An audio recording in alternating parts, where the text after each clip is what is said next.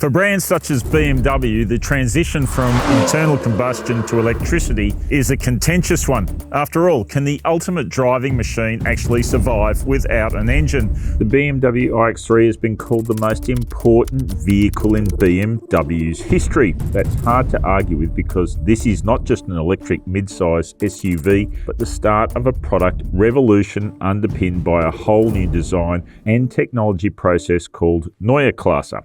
Every new BMW going forward is going to be influenced by it. So head to the cockpit, and this is where the iX3 techno level really goes overboard. Now, what we're talking about here is the way the driver interacts with the controls. Panoramic iDrive is the name of the system, and it involves four main aspects. You've got a new type of squirl steering wheel. This is the M version. The standard car has two spokes going up and down vertically.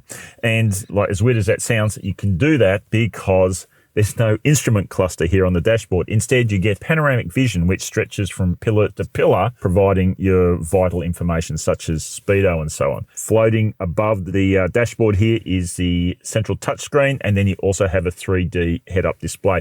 It all sounds pretty complicated, and it is. You're gonna have to take some time to learn the system and what you can do with it. And believe me, there is a lot. But sadly, you do have to drill into the touchscreen to adjust the climate controls, and it would have been great being a BMW if there were brake regeneration pedals on the steering wheel.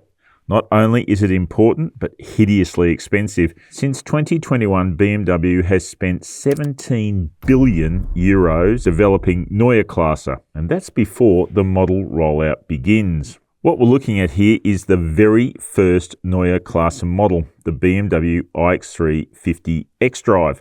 So EVs, a lot of them are pretty forgettable to drive. You know, E-motor, single speed, reduction gear, steer, brake, go fast off the line, and pretty much that's about it. But BMW's managed to inject some character into the iX3. It really is an enjoyable car to drive.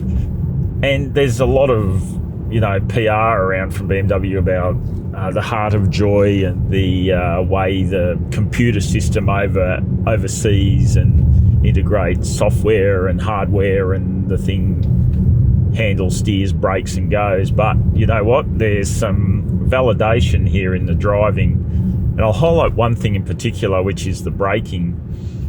98% of braking in this car is done via regen. The friction brakes only get involved in emergency or extreme sports driving. That sounds, maybe given some of the wooden nature of regen braking, that sounds like a bit of a worry, but the reality is it works really darn well. Like, the braking system in this car is strong, smooth, really well modulated. And that's emblematic of the rest of the driving experience. For an electric assist steering system, steering in this car has a lot of feel. It's very accurate. And the variable speed of it means that it's very good both in big high speed situations, but also for tight manoeuvring around town or in hairpins or something like that. It's very easy to live with. So, talking about power, let's find what makes this thing go. And we've opened the bonnet more out of habit than anything else, because really what you find here is a frunk, which is new for BMW EVs. Now, the iX3 second generation is all-wheel drive for the first time because the 50 has e-motors on each axle. It also has a huge amount of power and torque, so standing start acceleration is attention-getting, and so is the mid-range punch. Overtaking and climbing a hill, no drama in this thing. But the new battery with cylindrical cells is just as important. The pack is huge and offers a massive 805 kilometre WLTP range. Powered by an 800-volt architecture, it can allegedly DC fast charge at up to 400 kilowatts. The maximum AC charging rate in Australia will be 22 kilowatts. Economy is very good in this vehicle too. 18 kilowatt hours across some pretty varied road conditions, and it looked like it could get somewhere, north of 600 at least. That is impressive for an EV. So what about the interaction with all these new elements in the cockpit? Well, squirrel steering wheel I like because I like being able to get to grips with the corner in it. I feel like it helps me more than a round steering wheel, but that's just a personal preference. The big deal here is panoramic vision, and initially my impression was that the car was very wide, and I think that's because of the screen across the bottom of the windscreen. There was information right across, and it just kind of initially made the car feel wider, but once I adapted to it, I lost that impression. The speedo's right in front of you, the range is right in front of you, and it's very close to your eye line for looking at the road. So it's basically an instrument cluster just set further away from you, and it seems to work just fine. I guess if I have a concern about this car and the way it drives, it will be the ride. Now up front here on 21-inch wheels, didn't really have any issues, but spent a while in the back seat and it was a bit lumpier. I don't know how that's going to translate to Australia. I'd be pretty interested to take this for a drive on a typical lumpy country Aussie highway.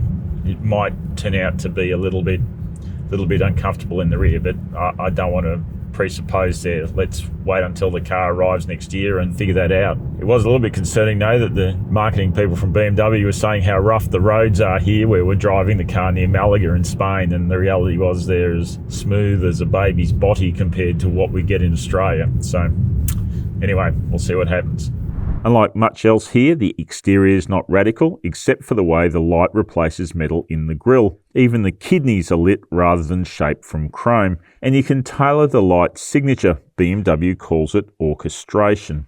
The iX3's long wheelbase really helps accommodate taller passengers in the rear seat. There's no shortage of legroom and headroom. Now, there are also some decent features back here. You've got your aircon vents, you've got USBs, door bins, fold down armrests with cup holders. We're missing map pockets and also overhead grabs in this car, which is not so great.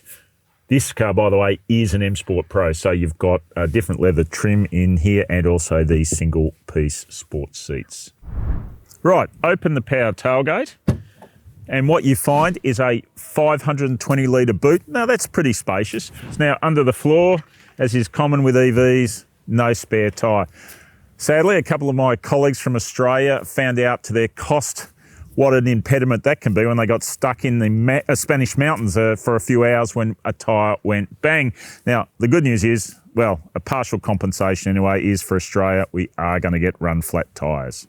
The 50 xDrive will be on sale in Australia mid-2026, and we expect a starting price around $120,000. Less powerful all-wheel drive and rear-wheel drive models with smaller batteries will come later. All up, the BMW iX3 50 xDrive is a truly impressive vehicle. Yep, it ticks all the normal EV boxes, but it goes beyond that. It is a compelling drive as well. Yeah, miss the petrol engine for sure, but it proves BMW's capability and creativity can go beyond what's under the bonnet. Just maybe all those billions of euros spent on Neue Klasse have been worth it.